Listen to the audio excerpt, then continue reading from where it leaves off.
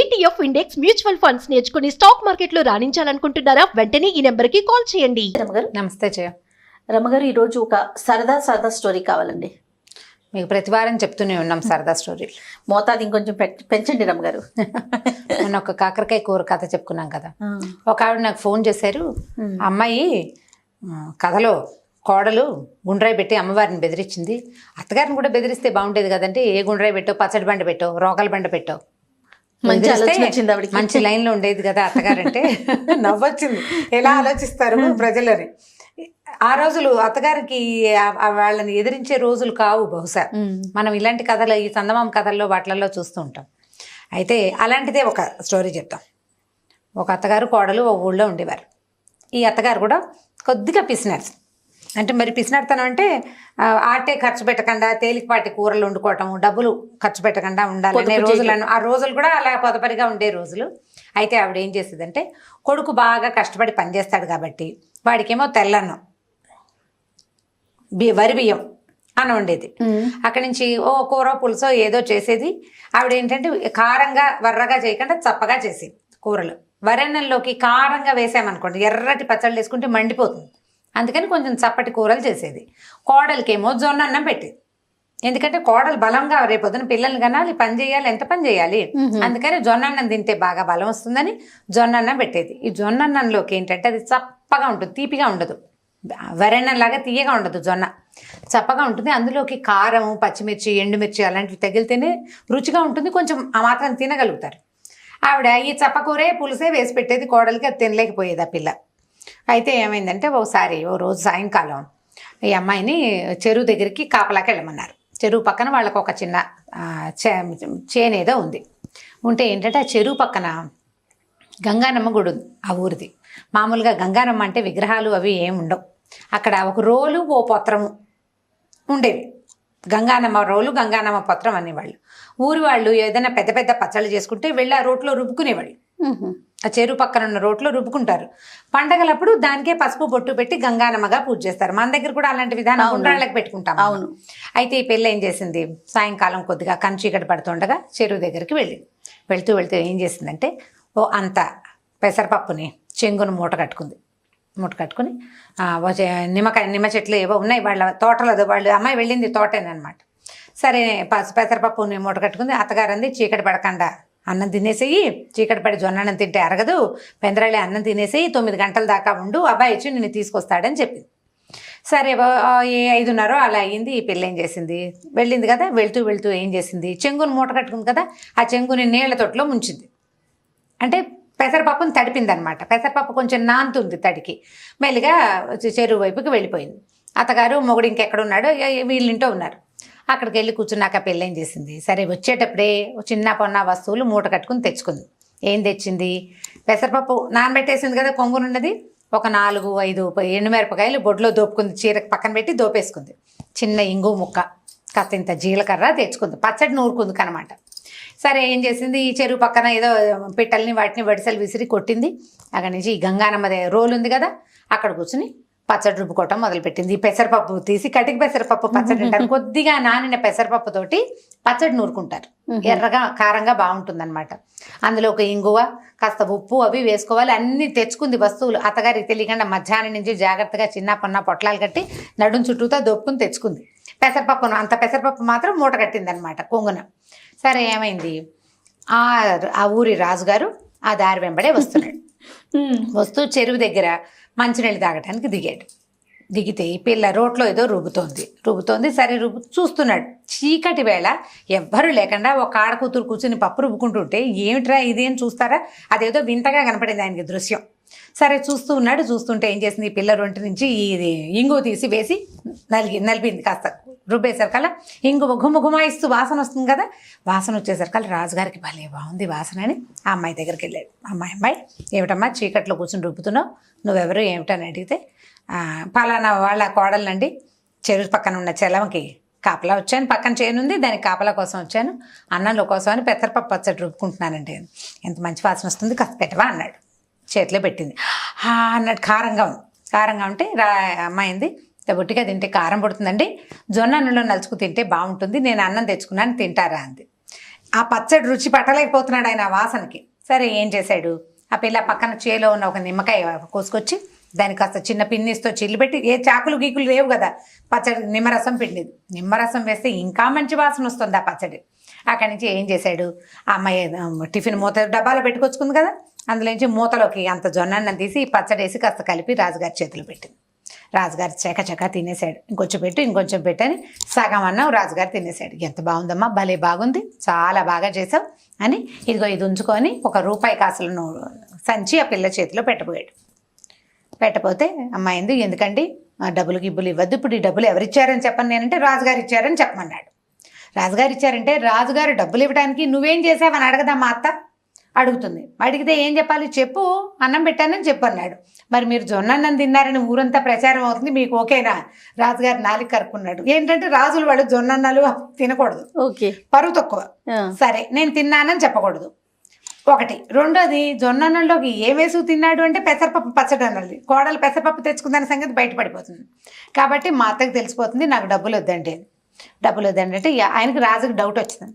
ఈ అమ్మాయి ఇంతోటి పచ్చడి నువ్వు ఇంటి దగ్గర రుబ్బుకోలేకపోతావా, అక్కడే ఎందుకు తెలియదంటే మీ రాజ్యంలో అత్తలు గట్టివాళ్ళు అండి, కోడళ్ళు మెతకవాళ్ళు, మేము ఇలాగే తినాలి, మాకు ఆస్తులు ఉండవు, ఆడపిల్లలకి ఆస్తులు ఉండే రోజులు కావు కదా, మా నాన్నలు మాకేమి ఇవ్వరు, కట్నాలు తెలియదు కాబట్టి అత్తలు మాకు జొన్నన్నాలు పెట్టి మా మొగుళ్ళకి వరన్నాలు పెడతారని ఆ ఊరి సాధక బాధకాలన్నీ చెప్పింది.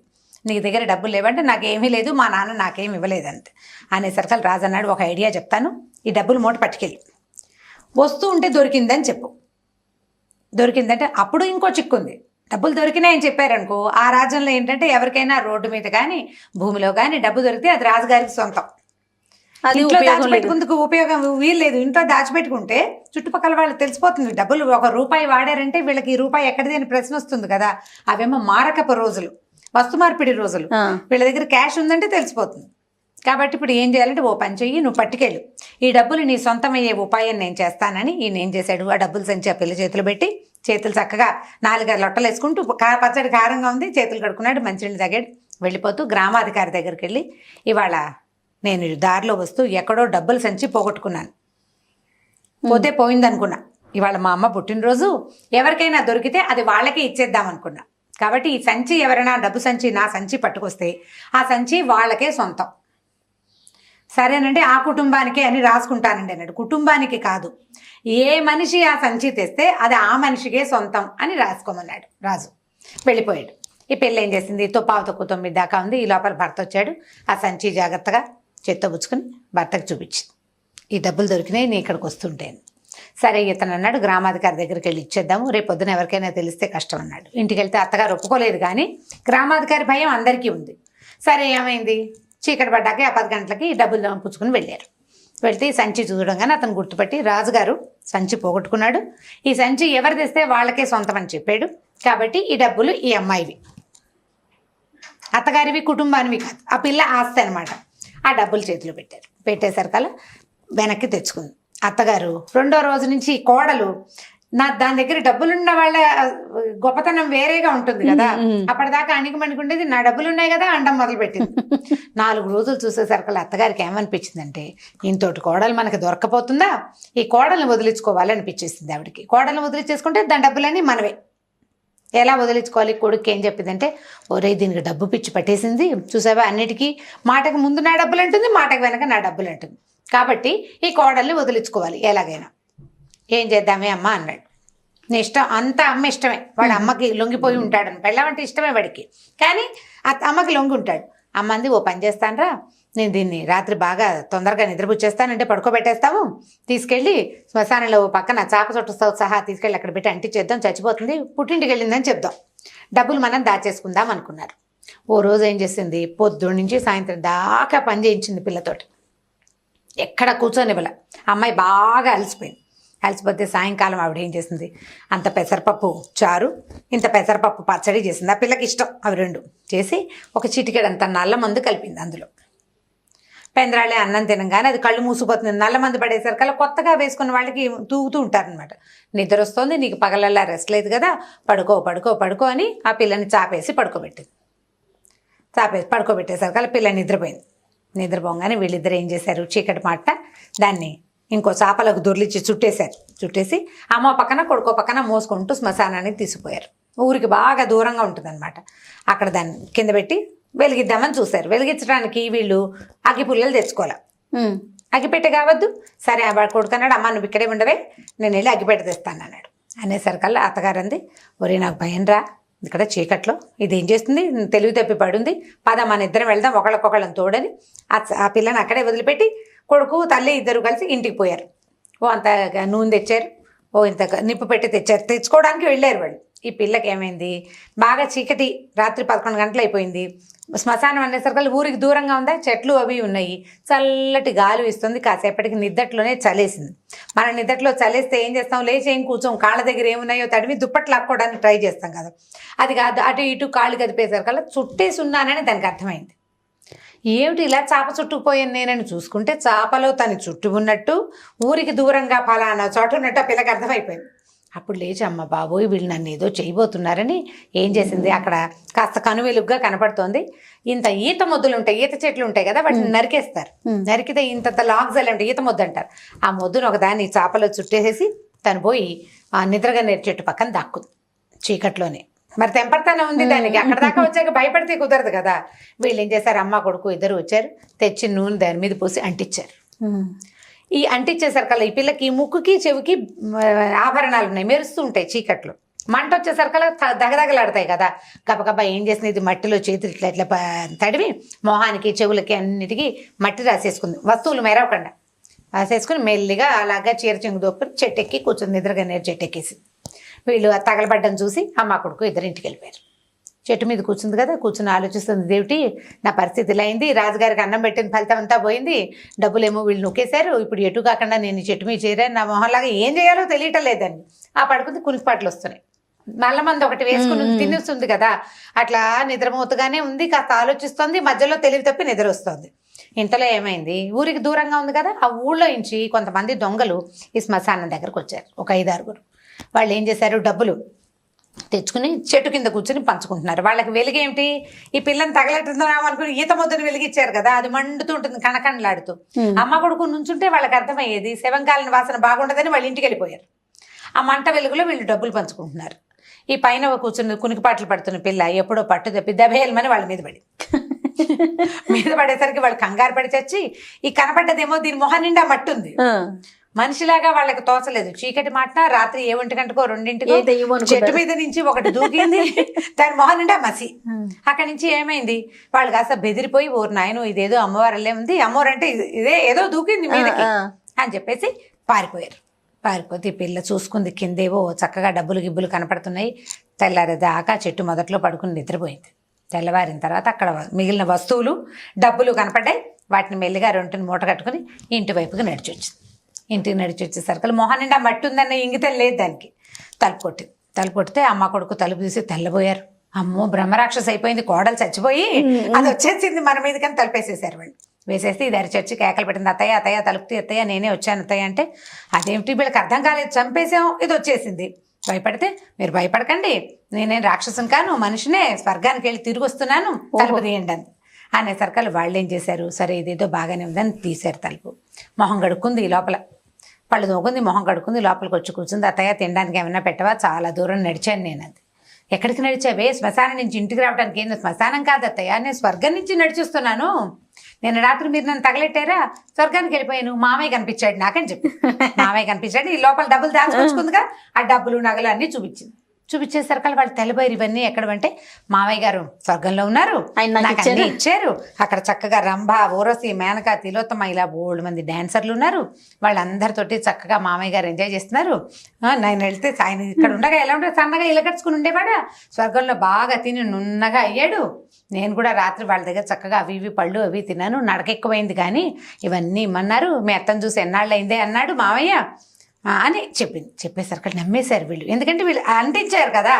అక్కడి నుంచి ఈవిడికి డౌట్ రావటం మొదలెట్టింది, ఇదేమిటి మొగుడు ఇక్కడ ఉండగా ఎవరిని కన్నెత్తి చూసేవాడు కాదు, చచ్చి స్వర్గానికి వెళ్ళాక రమ్మతో వాళ్ళతో కబుర్లు చెప్తున్నాడు, ఏం పాడు. అక్కడి నుంచి దాని స్వర్గం కబుర్లు అడగడం మొదలెట్టింది కోడల్ని. బాగుందా, అక్కడ ఎలా ఉంది, కుర్చీలు ఉన్నాయా, మంచాలు ఉన్నాయా, మీ మామగారు ఎక్కడున్నాడు, వాళ్ళంతా ఎక్కడ ఉంటారు, ఇంకా మనుషులు ఎవరున్నారంటే 3 మంది ఉన్నారు, మామయ్య నేను బోల్ కబుర్లు చెప్పుకున్నాం, ఆయన మిమ్మల్ని చూడాలని చాలా ఇదవుతున్నాడు అత్తయ్య, వెళ్తావో వెళ్ళవో నీ ఇష్టం, కానీ మీ అత్తని కూడా తీసుకురావే అమ్మాయి అని అడిగాడు, వెళ్తావో వెళ్ళవో నీ ఇష్టం. మరి రోజు 4-5 రోజులు నీ ఇష్టం అంటాం మొదలెట్టింది.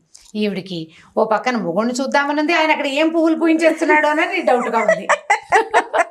అక్కడి నుంచి ఏమంది ఓ రోజు కొడుకుతోటి, ఒరే ఎలాగైనా ఇది వెళ్ళొచ్చింది, నన్ను కూడా అక్కడికి పంపించండి రా, 2 రోజులు వెళ్ళి మీ నాన్నని చూసొస్తాను, స్వర్గానికి వెళ్ళొచ్చేసింది కదా కోడలు మరి, అందుకని నన్ను కూడా పంపించరా అని అడగటం మొదలెట్టింది. కొడుకు అన్నాడు, ఏమోనే అమ్మా నువ్వు సరిగ్గా వస్తావో రావంటే, ఎందుకు రాను, అది రాలా, ఆ మాత్రం తెలివితేటలు నాకు లేవు, నేను వస్తాను రాను. అక్కడి నుంచి వీళ్ళు ఏం చేశారు, సరేనని నువ్వు ముందు దానికి ముందు నల్లమంది వేసుకోవాలి, అన్నం పెట్టారు, నల్లమంది వేసి తీసుకెళ్ళి అంటించేశారు. మరి స్వర్గానికి వెళ్తానంటోంది కదా. కొడుకు ఏమర్థం అవుతుంది, వాళ్ళ అమ్మ ఏదంటే అదే వాడు, రెండో మాట వాడికి లేదు. చాలా మంది ఉన్నారు అలాంటి కొడుకులు ఇప్పటికి కూడా, ఇప్పటికీను. తీసుకెళ్ళి అంటించారు. అంటిస్తే 2 రోజులైంది, ఏమిటే మా అమ్మ రావట్లేదు అంటాడు వాడు భర్త. అతను అడుగుతున్నాడు అనమాట, మా అమ్మ ఏమిటే 2 రోజులైనా రాదు, 4 రోజులైనా రాదు, ఏమోలే ఆయన వదిలిపెట్టి రాలేకపోతుందో ఏమిటో, కాదే ఇక్కడ గొడ్డు కదా, ఆవిడేమిటి వెళ్ళేటప్పుడు ఆవు ఈనమోపు మీద ఉంది, ఆవి నాటికి వచ్చేస్తాను జున్ను తినడం కోసం అని చెప్పింది, ఆవినింది జున్ను అయ్యింది, తరపిన పడ్డాయి, అయ్యేవి లేవు, పాలు మామూలుగానే ఇచ్చేస్తుంది, ఆవు జున్ను పాలు అయిపోయినాయి, అయినా అత్తగారు రాల. అత్తగారు రాపోయేసరికి కొడుకు ఒక 15-20 రోజులు అయ్యేసరికి డౌట్ వచ్చేసింది, మా అమ్మ ఏమిటి అక్కడే ఉండిపోయిందా, నేను ఏం చేయాలి ఆయన సర్కల్. ఈ అమ్మాయి ఏం చేసిందంటే తాపీగా మొగుడిని కూర్చోబెట్టి సాంగంగా జరిగిందంతా చెప్పింది. మీరు నన్ను ఇది చేయబోయారు, ఇప్పుడు మీ అమ్మ వెళ్ళిపోతే నీకు నొప్పి తెలుస్తోంది, నేను తిరిగి రాకపోతే నీకు తెలిసేదే, రాజుగారు ఇచ్చిన డబ్బులు నువ్వే పట్టుకొని మీరే తీసేసుకుని, నేను రోడ్డు నుంచి పట్టుకొచ్చిన డబ్బులు కూడా మీరే తీసేసుకోవాలని మీ ఉద్దేశము అని భర్తకి బాగా అర్థమయ్యేలాగా చెప్పింది. బ్రెయిన్ వాష్ చేసింది అనమాట. చేసేసరికి వాడు ఏమంటే సరే కానీలే, మా అమ్మ తిరిగి రాపోయినా మా నాన్న దగ్గరే ఉందని స్థిమితంగా ఊరుకున్నాడు. ఈ అమ్మాయి హాయిగా అంతకుముందు రాజుగారు ఇచ్చిన డబ్బులు, ఇప్పుడు తాను తెచ్చుకున్న డబ్బులతోటి చక్కగా పాల వ్యాపారం చేసుకుంటూ హాయిగా సంతోషంగా ఉంది భర్తతోటి. తర్వాత తన కోడళ్ళని ఆవిడెప్పుడు జొన్నన్నం పెట్టలేదన్నమాట. జొన్నన్నం తిన్న కోడళ్ళు తిరుగుబాటు చేస్తారని. అంటే బంతిలో బలపక్షం చేయకూడదు కదా జయ. బంతిలో బాలపక్షం చేస్తే ఎట్లా, వీళ్ళు చిన్నపిల్లలని పెట్టకుండా ఉండకూడదు. అందరు ఇప్పుడు నువ్వేం తింటున్నావో నీ పక్కన ఉన్న వాడికి కూడా అదే పెడితే వాడికి ఏం తేడా దృష్టి ఉండదు. నువ్వు సరిగ్గా చేయకపోతే వాళ్ళు నిన్ను ఏదైనా చేయాలనుకుంటారు. అత్తగారులకు పాఠమే కదా ఇది, అత్తగారులకు గుణపాఠమే. ఊళ్ళో ఎవరు అత్తగారులు ఏం చేశారో మరి, చాలా ఉంటాయి ఇలాంటి కథలు, బోల్డ్ అని కనపడతాయి. చాలా బాగుంది. స్వర్గారోహణ పర్వం కథ బ్రహ్మాండంగా ఉంటుంది. ఫన్నీగా ఉంది రమ్మగారు, పిల్లలకు కూడా కొంచెం కామెడీగా నవ్వుకోవడానికి బాగుంటుంది. ఇలా చేయకూడదు ఇలా చేయొచ్చు అని చెప్పడానికి కూడా ఉపయోగపడుతుంది. రైట్ రమ్మగారు, ఇంకో స్టోరీతో మళ్ళీ కలుద్దాం. ఓకే జయ, థ్యాంక్ యూ అండి.